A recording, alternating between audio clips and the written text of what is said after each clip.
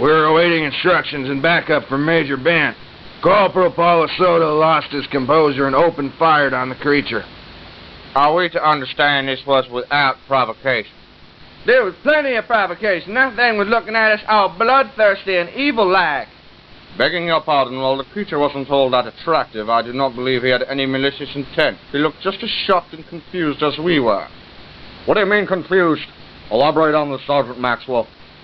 We were as alien to him as he was to us. Mind explaining how you know this?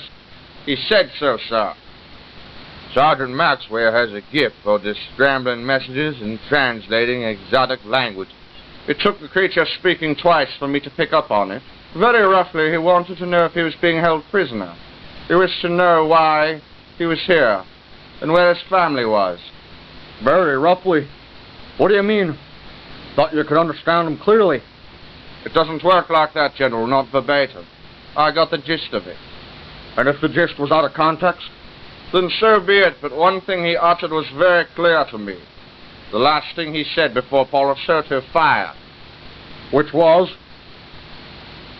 I mean you no harm. No harm, nothing. That thing was 8 feet tall, 500, 600 pounds. I think I even saw blood on his hands. It wasn't no peaceful creature. It was a devil incarnate. I believe it's on record that I stand by his assessment. His skills are well documented also.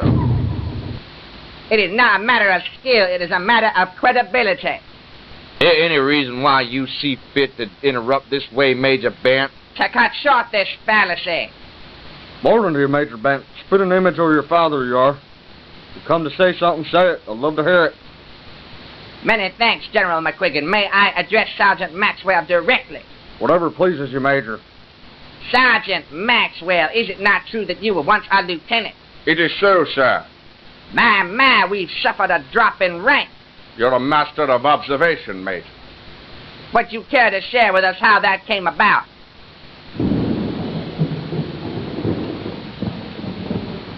I asked you a question, Sergeant. Stemming from an affair whose details I cannot disclose. And why is that, Sergeant? It is a matter of public record. The good generals will receive a printout of the documentation when this hearing is through. Remedy our suspense in the meanwhile. Public record impossible. Those records were sealed. I am not a liar, Sergeant Maxwell, such as yourself.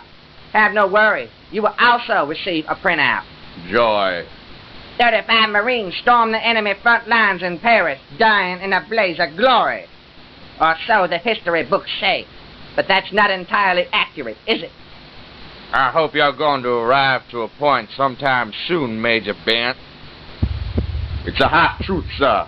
They did indeed charge the front line under order of Major Gregory Wyatt. And what of you, sir? I withdrew and attempted to persuade others in doing the same. In other words, you disobeyed a direct order from a superior officer and then attempted mutiny.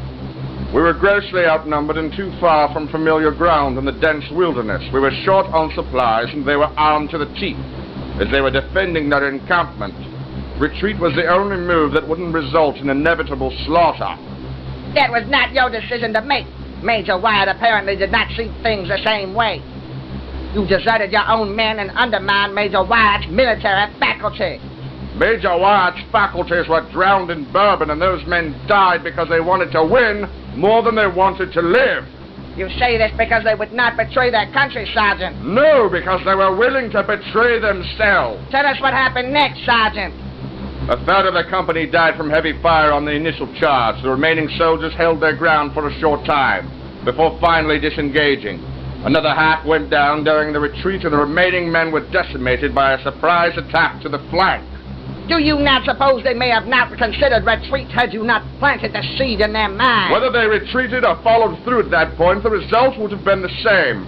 They were ghosts the moment they crossed the line. Ghosts? You're ghosts because you have to live with the fact that you watched your fellow soldiers get butchered while you stood idly by as a coward. Half the battle is knowing when you have lost. That's enough. Well, when first asked to give a statement, did you lie and say they never attempted retreat? I was protecting the memories of those soldiers so their families could be proud of them. as opposed to shame Sergeant Maxwell for being yellow-bellied cowards like yourself. Do not assume to judge me or those men. Perhaps they could have derived strength from your character and faith in them as soldiers. You instead planted a seed of doubt in their minds. If they would have never retreated, they may have had a chance. You were not there, Bent. And neither were you. It was you who betrayed their memories. It was you who made them ghosts. You might as well have shot all 35 of those men yourself. You are not only a liar, a coward, and a traitor, but a murderer too. Bastards! I'm going to rip off your appendages and beat you to death with them right before I rip your black heart out of your chest with my bare hands and ram it down your goddamn throat! Whoa, calm down, Max. Compose yourself, Sergeant Maxwell. Or I'll suffer this disrespect. Get him out of here. Keep moving. I'm going. Well, now that we've gone completely off topic, I don't believe we have. Sergeant Maxwell is an incredible witness.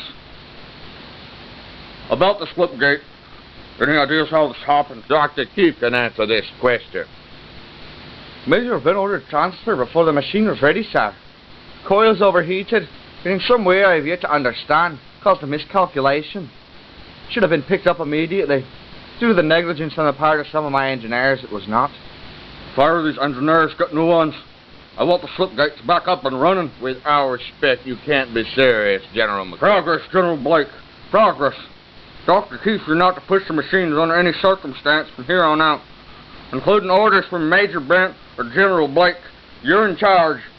Thank you, sir. All clear doubling your staff to monitor the slipgate so a miscalculation didn't happen again.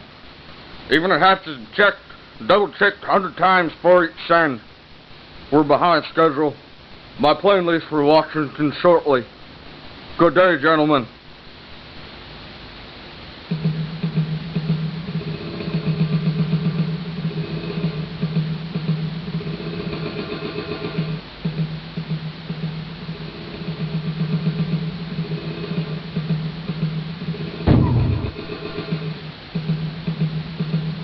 That boy went wild on here, knocked him unconscious. Yeah, it was kind of funny, come to think of it.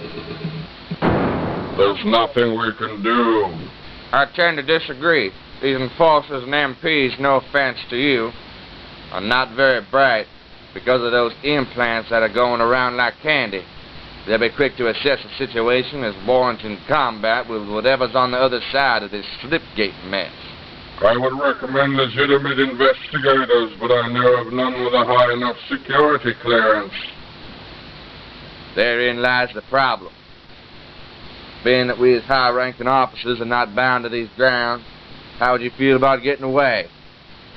Maybe so you can clear your head about this unfortunate business with your men getting implants. I hardly think this is a good time for it. There would be a purpose.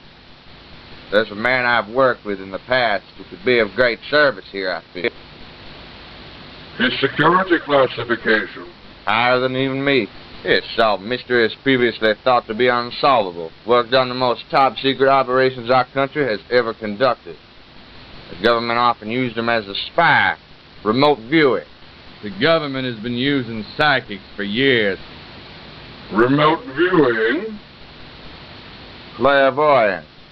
95 times out of 100 remote viewers are dead on the money. There's definitely something to it. This man has graphically described foreign military installations a few thousand miles away. Like Sergeant Maxwell, he has a gift. Only Maxwell has the ears. This man has the eyes and the mind. Who is he? His name is Jack Torres. If you agree to collect him, it would be advisable to treat him like a hostile prisoner. I must be missing something here. I said he worked with the government. I didn't say he liked it.